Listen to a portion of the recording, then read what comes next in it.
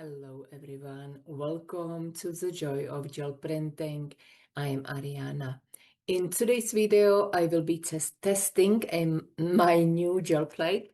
This is a 5 by 5 inches, 12 by 12 centimeters gel plate made by Speedball. So let's go and experiment, let's go and play, and let's see how I do with such a small plate. I'm sure many of you are using it when you are making collage papers. I'm not used to it as I am doing multi-layered printing and working with a 8 by 10 plate. So it may be a little bit challenge, but let's see what unfolds. Bye for now.